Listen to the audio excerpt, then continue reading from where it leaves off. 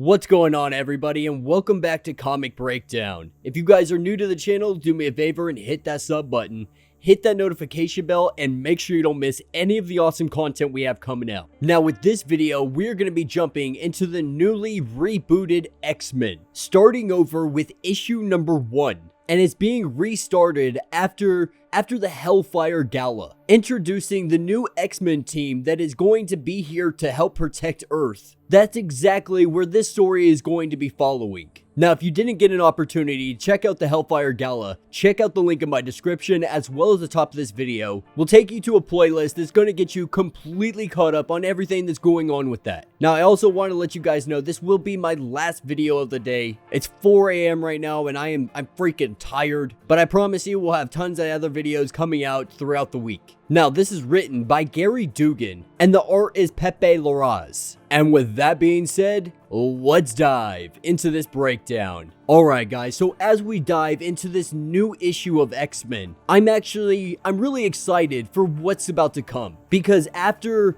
terraforming all of Mars, the X-Men are taking really big steps, and I don't think that they are ready for it. I think they're trying to flex on everybody else, but they have so many small things that have a huge possibility of bringing down their entire empire. And one of those things being Kelvin Hang, the kid being a certified genius by the age of 13. He had his first IPO by the age of 15, making $150 million in the first day. But being 15, he was naive. His parents took advantage of him, took advantage of the IPO, took it and ran. And in a state of defeat, he went into kind of like a hiding. But emerging 5 years later, the descendant of Tesla himself, he comes to the stage offering the possibility to terraform Mars. That's his goal, at least. And after years of research and throwing money into funding, he finds out it's probably going to cost much too much money to actually do that. And instead, why not terraform my own body to be able to acclimate myself to the living environment that is currently Mars? And so for years, he dumped money. Everything, his entire legacy was all about this, about trying to have humans be able to survive on Mars. And then in one single night, mutantkind terraformed the entire planet to make it livable. Not only that, but they claimed it more or less as their own. And so we can see how this would leave our young genius, no longer that young, now a much older individual, very irritated, very unhappy, because everything that he has been building for his entire life has been taken away in one single day, transforming his entire body to be able to survive on Mars, planning for the entire human race to be able to go up there. Mutantkind took that away from him, and now he wants all of mutantkind to pay for their theft. But that's what will take us to New York City, and our new X-Men team, they have erected their new building. Their new headquarters, which is a giant freaking treehouse. And right now, mutants are the talk of the town. With everything that they've been doing, everything they have going on. So of course, this treehouse that pops up overnight, it's gonna be worldwide news. Everybody's coming to take pictures of it, to find out what's going on, what exactly is this thing. And Cyclops, he's outside to just do a meet and greet, to let everybody know that this is not some kind of hostile intent, that this is just the headquarters of where the X-Men are going to be so they can react to whatever dangers are coming in. And this is where we see a conversation between Cyclops and Ben Urich, the reporter for the Daily Bugle. Not only that, but also technically a co-owner of the Daily Bugle. Now this man, he's been investigating a lot of different things. One of them trying to figure out if possibly the X-Men are resurrecting themselves in some way, shape, or form. But we'll get more into that here in a second, because their conversation is more about the Marvel in front of them. The conversation is about this treehouse, and why specifically he chose a treehouse. And at the end of the day, Cyclops, he's a dreamer. Just like he told Kevin Feige during the Hellfire event. He is simply a dreamer, wanting a better future for mutantkind. But when he pictured a headquarters, he thought about himself when he was younger and what his younger self may want. And that, of course, is a treehouse. Everybody wants to live in a freaking treehouse. I don't care who you are, especially one as luxurious as this one. We're talking, this is like, multi-million-dollar architecture here. And so, of course, they're gonna call it the treehouse. And so as the small chat really comes to a close, Cyclops goes to walk off. But this is when Ben asks specifically about Jumbo, making a comment about how good his new suit looked. He's curious to who is creating all of these clothes, because as it stands, Jumbo is supposed to be dead. Ben saw this for a fact. He saw Jumbo die. And so if Jumbo is alive, if he is in fact out here being a tailor, then that means somehow the X-Men resurrected him. They brought him back from the dead. But of course, Cyclops, he completely avoids the question and just says goodbye and walks into the portal. And as he gets to the other side, this is where he meets up with Jean Grey. And of course, she eavesdropped, she heard the entire conversation, and there may be some concern. As it stands, Cyclops isn't too worried about this guy, but he is a very, very talented reporter. And so it could end up being a problem in the long run. And as it stands, that really is their ace in the card. The resurrection, nobody knows about that yet. And that is something that they're definitely keeping under wraps as best as possible. At least to all of the humans. Because if humans found out about this, it would be absolutely devastating. It would be pandemonium in the freaking streets. But as it stands right now, they're just doing their final touches on the treehouse. We have Synch, who linked up with Forge and now has a little bit of Forge's abilities. Forge even commenting, saying that Synch is probably being a better Forge than Forge could actually be. But as they're working on the final touches of all of this stuff going on, we have Polaris arrive. Polaris arrives, and at first she was a little hesitant. Because she heard that they were going to be living in a freaking treehouse. But Cyclops, he gives her the tour. He shows her how magnificent this place really is. Everything from an operations room to a hangar to habitat areas. They got a little bit of everything going on here. And as Cyclops is going ahead and giving this tour to Polaris, this is when Jean Grey lets them all know that she's sensing something happening in downtown. People seem to be seeing some kind of fireball just lighting up the sky. And she asks Rogue if Rogue can go intercept and find out exactly what is going on. And Rogue heading downtown, Jean Grey was right on the money. And at first this thing seemed to be going towards the ocean, towards water, but it changed direction. And now it's making its way towards the city. And so we see Rogue, with the best of her ability, try to push this thing away from any structures or any people. And they crash land right on the coastline. Now, Rogue, at first, she thought this was something small. She thought it was something that she would be able to handle without much of a problem. But as the smoke clears, as the dust settles, we see a giant, what appears to be a freaking kaiju, looking like one of the robots from War of the Worlds. It doesn't take any time for it to take one of its giant tentacle-like things and smack the crap out of Rogue, sending her flying through multiple buildings. But that's when we have the arrival of our new X-Men team. Now, right now, they don't really have a plan. They don't know what they're gonna do. This is their first time out. This is their first mission, if you will, all as a team. Now, Polaris, she's the first one up to bat. She's the first one to try to test this thing and see what she can do. Seeing that it has some kind of metallic casing, she thinks that she might be able to manipulate the metal. Trying to reach out with her powers, she's unable to. So if this thing is actually made of some kind of metal, it's some kind of metal she can't control. And before Polaris is getting knocked for a loop, she gets rescued by Rogue. And now our X-Men, they're sitting on top of a building and they're trying to debate what the next course of action is. What they can do to be able to take this thing down. But while they are sitting here trying to figure out what to do, this monstrous kaiju emits some kind of electrical energy burst. And in an instant, everybody in the tri-state area, they have a pounding migraine. And with it shooting out this burst, Polaris,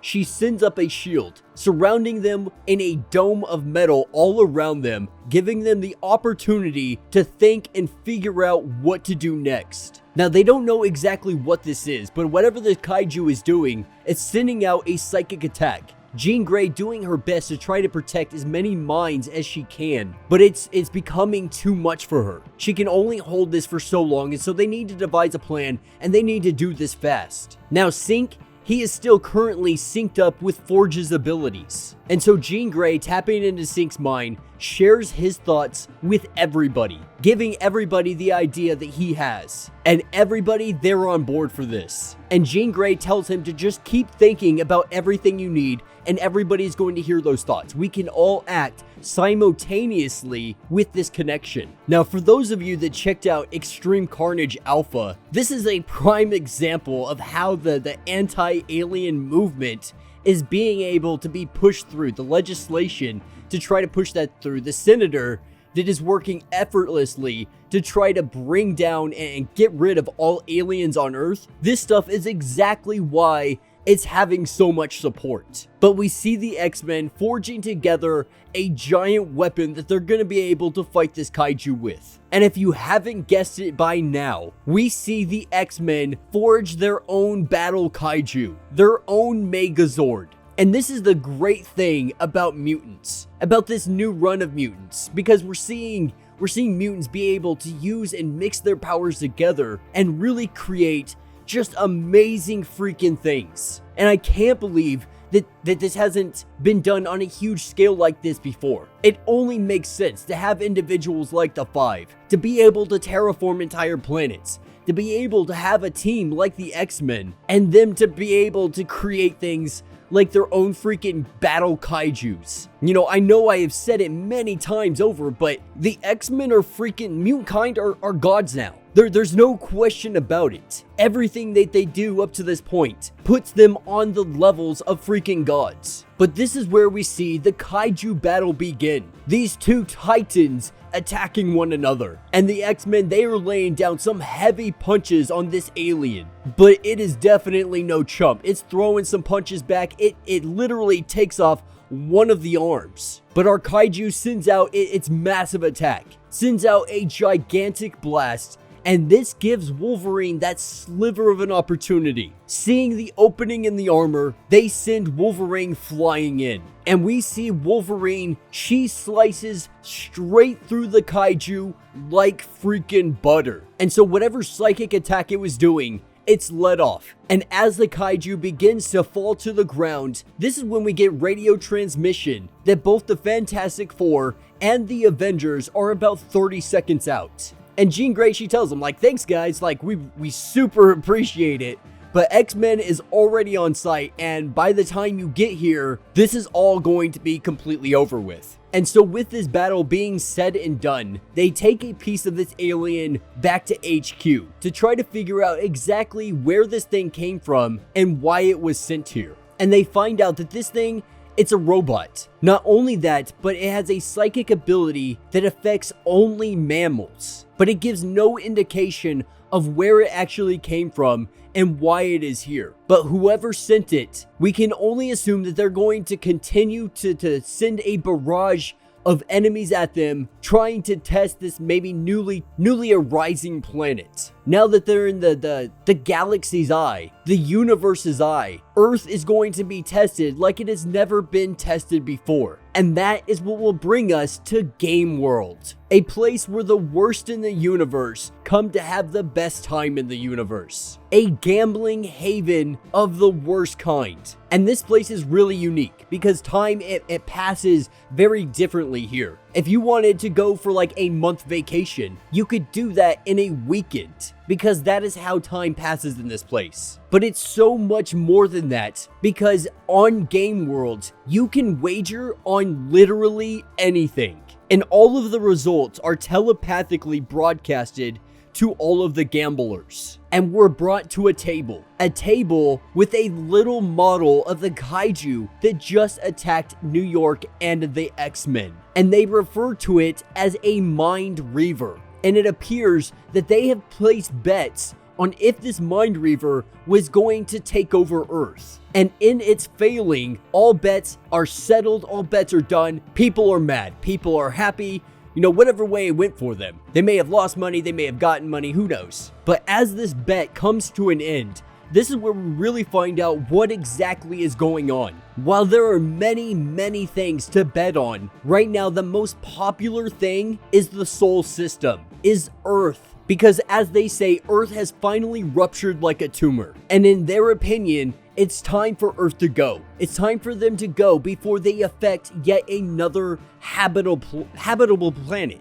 And so the contest stands. You have to beat all of the Earthlings. You have to do this without damaging the planet. And there is a huge emphasis on that second part. Because if the planet is no longer habitable, then this game is completely pointless and it makes it absolutely worthless. And so to win this tournament, to win the bet against Earth, you have to be able to wipe out all of humanity. But this is what will take us to deep in the ground in some random evil part of New Jersey, which is, from what I hear, it's pretty much all of New Jersey. But we have a man working effortlessly on what appears to be a makeshift hatchery. It looks like somebody trying to rebirth, bring back to life, maybe mutant individuals, maybe humanity. Now this individual seems to be human.